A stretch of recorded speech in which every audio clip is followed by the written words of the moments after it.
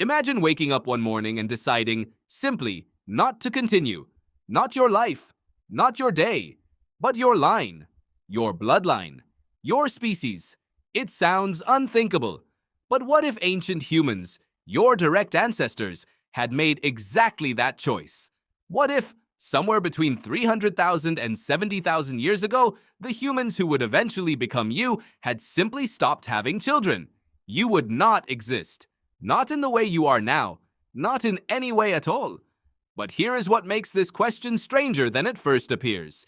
Ancient humans came terrifyingly close to that outcome, not by choice, but by circumstance, by disaster, by the sheer brutal pressure of a world that did not care whether your species survived. And understanding how close the line came to ending and why it didn't tells you something profound about who you are right now, sitting wherever you are, reading this. Then start with a number. 70,000 years ago, the total population of all humans on Earth dropped to somewhere between 1,000 and 10,000 individuals.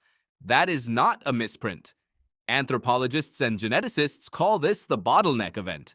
Some connect it to the Toba supervolcano eruption in what is now Indonesia, a catastrophic explosion that may have plunged the planet into a volcanic winter lasting years, collapsing food sources, driving species to extinction, and nearly erasing your ancestors from the fossil record entirely.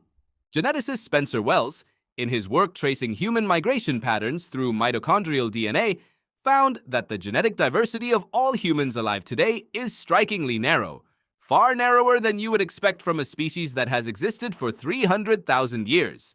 That narrowness is a scar. It is the genetic fingerprint of near extinction. Every human alive today descended from that tiny, terrified group of survivors. You are the child of people who almost did not make it. Now ask the real question. In that moment, cold, starving, surrounded by ash and silence, why did they keep going? Why did they keep having children? Because the honest answer is not instinct alone. It is far stranger than that. Here is what most people assume. They assume that reproduction is automatic, that it is hardwired, that ancient humans simply reproduced because animals reproduce and humans are animals. But the science tells a more complicated story. Evolutionary biologist Sarah Blaffer Hardy spent decades studying maternal behavior across species and found something that challenges the comfortable story we tell about parenthood. She found that across primate species, including early humans, the decision to invest in offspring, to protect them, feed them, carry them, was conditional. It was not guaranteed. It depended on resources, on social support, on the likelihood that the infant would survive. In other words, even in the ancient world, there was a calculation, not a conscious one, but a biological one. Under extreme stress, human bodies respond. Fertility drops. Menstrual cycles become irregular. Testosterone levels in men fall. Cortisol, the stress hormone, suppresses the very systems that make reproduction possible. Your body is not cruel. It is rational. It is reading the environment and asking, is this a good time to bring a new life into the world? And when the answer is no, it quietly, invisibly, slows down. This means that during the worst moments of human prehistory, the volcanic winters, the droughts, the migrations through unknown terrain, your ancestors' own biology was working against continuation. And still, they continued. Anthropologist Kim Sterelny, in his research on the evolution of human cooperation, argues that what saved the human species was not strength or intelligence alone. It was community, the willingness of unrelated individuals to care for children that were not their own, to share food, to teach, to protect. Hardy calls this cooperative breeding, the idea that humans are unusual among primates because they evolved to raise children communally.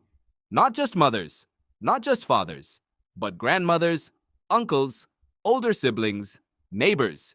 Think about what that means. The reason you exist is not just because two people decided to have a child. It is because dozens of people across generations made thousands of small decisions to keep children alive who were not their own. Your survival was a collective act before you were even born. Now imagine that chain breaking. Imagine that in 70,000 BC, after Toba, the survivors had been too few, too scattered, too broken. Imagine that the cooperative networks that Starelny describes had collapsed under the weight of catastrophe. Imagine that enough individuals had lost their partners, their communities, their reason to continue, and had simply stopped. The children never come. The next generation never learns to nap flint or read the stars or follow the herds. The fires go out. Not dramatically. Quietly. One small group at a time. What fills the void? Other hominins were already gone by then. Neanderthals would persist in Europe for another 40,000 years, but their own extinction story is well underway. Without Homo sapiens, the planet does not sit empty. It simply belongs to other things, other primates, other predators, other slow trajectories toward intelligence that never quite arrive. And here is the counterintuitive truth about what that near extinction actually produced in you.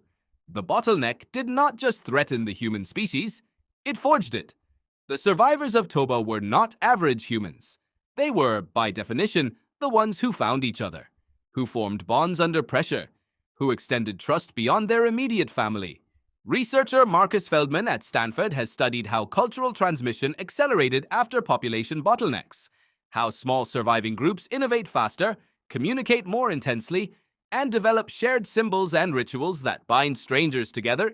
The art that began appearing in caves around 40,000 years ago, the handprints, the horses, the charging bison rendered in ochre and charcoal, is not just decoration.